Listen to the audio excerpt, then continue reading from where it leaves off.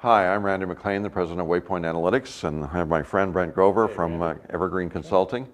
And we've been discussing the topics of the day, getting reacquainted on some of the things that are going on in the marketplace. And we had some very interesting discussions, and we thought we'd share some of them with you. One of the interesting topics that we've touched on is mergers and acquisitions.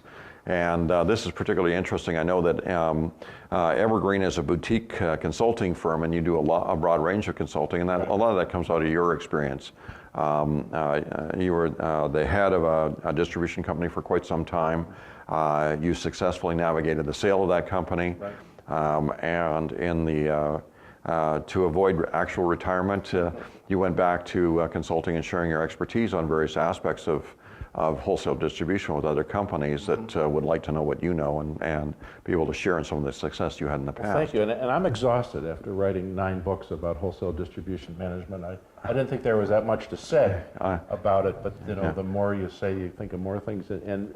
Obviously not exhausted enough, because you have another one on the go on mergers and acquisitions. That's right. NAW published not long ago a new one called Mergers and Acquisitions for Distributors, Advice from the Experts. Yes. And I want to tell you what I learned along the way of writing these books, which is bring other people in to help you write it, and it'll save a lot of time and trouble. So this time I did recruit experts. We have a 2-part book. One part is about buying distributors as a growth strategy, becoming an acquisitive distributor, in fact, that was the name of my first book on the subject, The Acquisitive Distributor. Yes. It's about buying distributor businesses to build up your business by making a series of small acquisitions. But part 2 of the book is about selling a wholesale distributor. Wow. So the experts are a deal lawyer, a deal CPA, and an investment banker who specializes in wholesale distribution companies, and happens to be a principal in a private equity fund. So they finance these kind of deals all the time. That only works with wholesale distributors. So we brought together, what I like to say about it is information you can't really find anywhere else, but certainly not in one place. So these 3 contributors brought in a whole bunch of expertise on deal structuring and about taxes and risk avoidance. And the theme is, if I had one, is if you're going to buy companies or you're going to sell, which is typically a once-in-a-lifetime proposition, you need help from experienced advisors, and it may not just be your garden variety lawyer or accountant, because they may not have done a lot of deals, and particularly in distribution specifically, and you need to bring them into the process as early as you can. What do they need to look at to make sure that they're not going to make a mistake? The big mistake right now, this has been an overheated market for the last few years, and we have this unique environment, low interest rates, even though we recently had this small rate increase from the Fed, but we have low interest rates, we have historically low inflation. Corporate profits have been pretty good. Until recently, we had a stock market that was setting records every few months.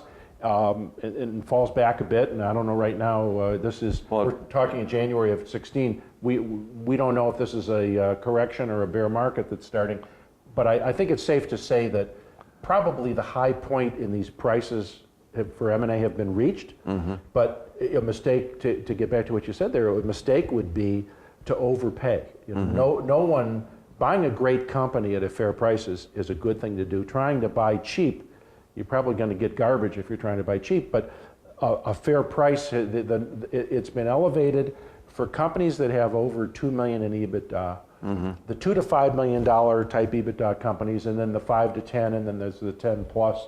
There are 3 different really categories, but companies with less than $2 million of EBITDA, they aren't of interest to most buyers, because it doesn't move the needle for the really big buyers. Right. So your opportunity as a distributor is to go into the marketplace and look at buying those companies.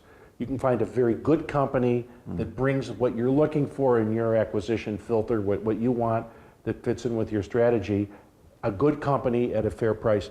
If you're going after a bigger target, a 2 to 5 million EBITDA, 5 to 10 or more, you're going to find not only financial buyers like private equity funds that are interested, even the smaller type companies are of interest, as a bolt-on to an existing acquisition that they already have in their portfolio. But if the strategic buyers, because sales growth has been so hard to come by for the last year, yeah, so for sure. strategic buyers are buying distribution businesses just to get their sales numbers up. And they're paying a lot of money, and you could argue that they're overpaying. Now, one of the things that happens is somebody will open up a conversation with a potential acquisition. Everybody wants to know what's the price. You know, how can I get? What's the multiple? Yeah. So how do people price out these deals? Well, that's a good question. I'm used to answering it. So let's call the multiples turns. That's what people often say is how many turns. So if you're buying a company for 6 times EBITDA, that's 6 turns. So lately in the overheated market scenario, two turns is the premium. So if the price range should have been 4 to 6 turns, it's been more like 6 to 8. And then the outlier is a company that sells for 10 times or 12 times EBITDA. And how does that happen? What happens is sometimes the buyers start making unjustifiable adjustments on their spreadsheets for their return on investment analysis. Right. And the other thing that, besides faulty assumptions, is that they look at the synergies of the company that they're acquiring, and they give some of it to the seller instead of keeping it all for themselves. Right. And one more thing, they'll buy companies based on projections rather than on historic performance. Oh yeah. So this is where people get into the soup. Yeah, that could be deadly. Yeah. What I talk about with distributor CEOs and owners in terms of a strategic plan for their business, the first question is, what do you want to do with your business? And sometimes they're not really able to answer it, but when we work on this, and a little therapy is needed sometimes, they finally say, well, you know, I want the company to be worth a lot of money for somebody, so how about this? Let's make a company that's fun to run and easy to sell, because it's the same thing. Yeah, isn't that something? Yeah. So what are the points that people should be considering if they're trying to make sure they're protecting the valuation? And I'll start off by talking about some of the things that are one of the things that we did. We always made sure that we were very, very aggressive about write-offs. If you're going to take a hit on your profitability, the sooner you take it, the farther in the past it's going to be when the time matters. Right. And so I'd come up to year end and I have $100,000 or something that needed to be right off. And I knew that it needed to go, but I didn't want to make my numbers lower. But we always did it because the next year we weren't carrying that on anymore. Right. And by the time we did sell, that was not even something that they were interested in. Clean receivables, clean inventory. For a distributor, that's 80% of the assets. Yeah. Yeah, so. No junk in the inventory, no garbage in the receivables. Yeah, that's very helpful. Now, what other things would you be looking at in terms of affecting the valuation of a company?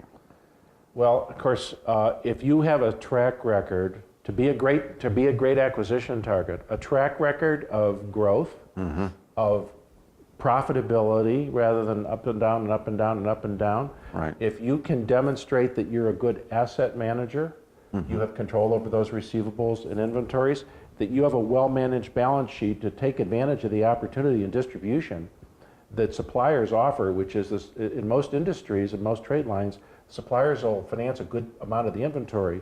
So that's another reason why you have nice, clean inventory.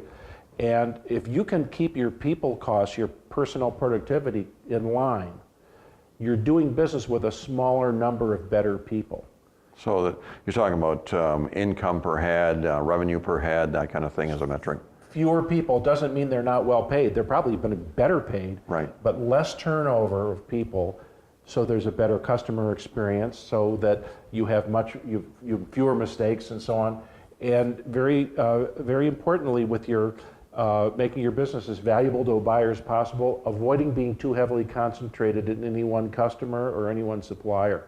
So having a diversification of the risk there, so that the buyer will feel comfortable. And one more thing, I think it's really important to be working on something new all the time, that there's a story there going on of something you're doing at your business that's going to make it even better. Yeah, you just hit something that's really important, and I'd like to come back to that theme, but I want to make this, or ask you to make this point. Is there one way that companies are valued? No. Yeah. No. There's about 6 different ways, and with spreadsheets, discounted cash flow, and you could multiply times the EBITDA and so on. Right. But the fact is that only the buyer, the old story, a willing buyer and a willing seller, neither of them is under compulsion to buy or sell. Only a buyer can decide what your company is worth to them. Right. So a buyer who has the money, that's a very important factor. Yeah. You don't want to finance the sale if you're a seller, unless you Right. can't find anybody who's got the money to buy it. Right. And that's a good point as well, a very important one. So, and I want to bring it back to where I was going with this. There isn't one way to value a company, and you said something that was absolutely brilliant. You need to have a story, and your story needs to be about what the value of your company is. And the value is that you're entering new markets, and then you're opening up these things, and there's potential for the future. If it is that you've had a solid track record of always being profitable, if your story is that you produce more income per head than anybody else in your industry, the kinds of things that you tell, the stories that you can tell about your company are the things, somewhere in there is going to be the thing that inspires the buyer. Because if you can get the buyer to be enthused about something that's special, something that's defensible in your company, you might have this bad or that bad, but there's something that inspires him and he's hungry for, then that's the road to the sale. I agree. I think the buyer might look at it and say, you know what, this is such a well-run company, there's nothing I could do to make it better. You've got to have some things going on that'll get that buyer excited about the fact that it can be made even better, because they may say, why are you selling? Right. And the answer is, I have more ideas than I have capital. I need a capital infusion to make this stuff happen. Right. And again, that's a good story. Yeah. All right, well, thanks a lot My for pleasure. that. That's excellent information, and I know that you've helped a lot of people through this process, help them make these decisions, whether they're going to acquire or be acquired. You've been an excellent coach in helping that process happen, and so I really appreciate your wisdom on that. I hope you've got some interesting things out of this that may help you in your thoughts going forward, but I will leave you with one thought. When you want to, and speaking from my own experience, I've built 11 companies across my career. When it comes time for an exit plan, when it comes time to think about what your business is going to be and how it's going to be valued and how it's going to be sold if you choose to sell it, it's absolutely essential to get somebody that knows what they're doing. It's not somebody that's a good accountant, it's not somebody that's a good tax lawyer, it's somebody that understands acquisitions and has a track record. And I will leave you with this one factoid. When I wanted to sell one of my businesses, the people that I knew that were my professional friends and accountants told me that my business would be worth $3 million. My business was sold for a stock valuation of $26 million when I had a professional company come in and do that work. And so it was very, very important for my success at that time to have somebody like Brent that guided me through a process that I didn't understand well enough. And my well-intentioned friends didn't understand well enough either. So this is one of the most important decisions you'll ever make.